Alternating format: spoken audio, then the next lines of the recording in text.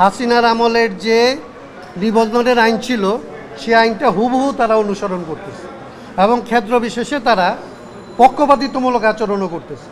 আর এই নির্বাচন কমিশন এবং পূর্বের নির্বাচন কমিশনের মধ্যে আমরা কোনো পার্থক্য দেখছি না।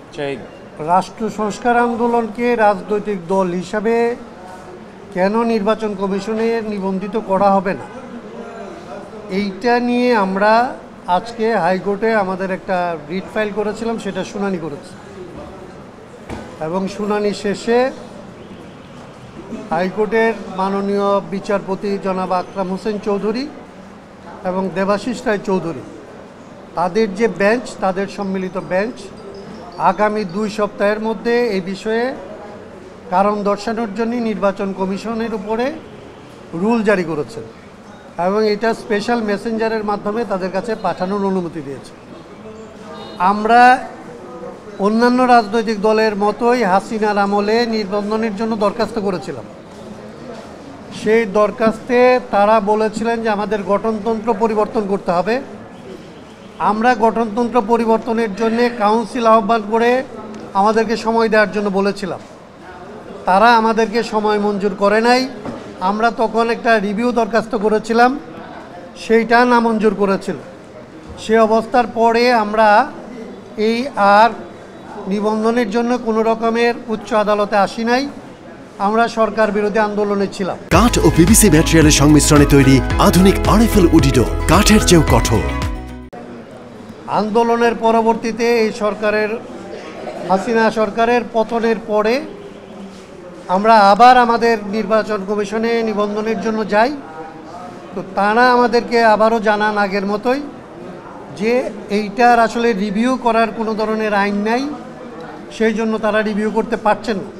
কিন্তু আমরা দেখি যে আমাদের বাইরে আমাদের মতো করেই যাদেরকে হাসিনা সরকার আমলে নিবন্ধন দেওয়া হয় না, এরকম 2টা রাজনৈতিক দল অন্তত গণ অধিকার পরিষদ এবং নাগরিক ঐক্যকে সরকার পরিবর্তন পরে নিবন্ধন দিয়েছে।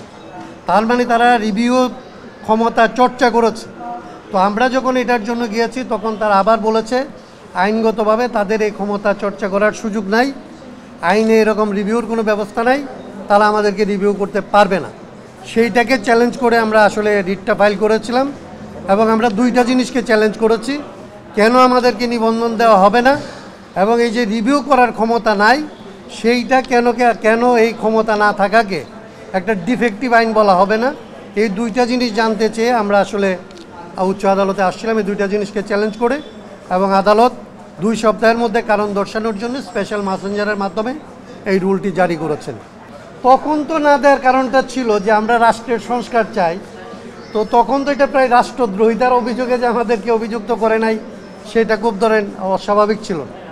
সেই জন্য আমরা আদালতেও আসি না। আমরা যেহেতু দেখেছি যে আমাদেরকে প্রথমেই বলছে যে আপনাদেরকে দেওয়া হবে না এবং গঠনতন্ত্রই চলবে, তা আমরা তো গঠনতন্ত্র পরিবর্তন করে এই রাজনৈতিক আমাদের অবস্থান পরিবর্তন করে নিবন্ধন পাবো না। তো আন্দোলনের পরে যে এইবার পাইলাম না আমরা, এইটা হচ্ছে খুব আসলে মকারি মনে হয়, এটা হচ্ছে খুব তামাশা। এবং এই যে নির্বাচন কমিশন ও হাসিনার আমলের যে আইন আছে সেই আইন অনুযায়ী চলতেছে। আপনারা জানেন এর আগে আমরা যে নিবন্ধনের যে বিজ্ঞপ্তি দিয়েছিল সেইটাকেও চ্যালেঞ্জ করে এখান থেকে আসলে আমরা একটা রুল নিয়েছিলাম, কারণ হাসিনার আমলের যে নিবন্ধনের আইন ছিল সেই আইনটা হুবহু তারা অনুসরণ করতেছে এবং ক্ষেত্র বিশেষে তারা পক্ষপাতিত্বমূলক আচরণও করতেছে। আর এই নির্বাচন কমিশন এবং পূর্বের নির্বাচন কমিশনের মধ্যে আমরা কোনো পার্থক্য দেখছি না। নিশ্চয়ই আমাদের সাথে ইনজাস্টিস তো করা হচ্ছে, এটা তো পরিষ্কার, হয়তো আমাদের আদালতে আসার কোনো প্রয়োজন পড়তো না। এই আন্দোলনে আপনারা যারা রাজপথে ছিলেন আমাদের পাশে, আপনারা তো জানেন যে আমাদের জন্ম থেকে এই লড়াইয়ের সাথে আমরা ছিলাম। এই লড়াইয়ের তত্ত্ব নির্মাণের ক্ষেত্রে এই যে সংস্কারের আলাপ, এই আলাপকে বাংলাদেশের রাজনীতিতে প্রাসঙ্গিক করার ক্ষেত্রে এইটার উদ্ভাবন আমাদের, এটাকে প্রাসঙ্গিক করার জন্য টানা আমরা একটা ফোকাসের উপরে থেকে কাজ করেছি।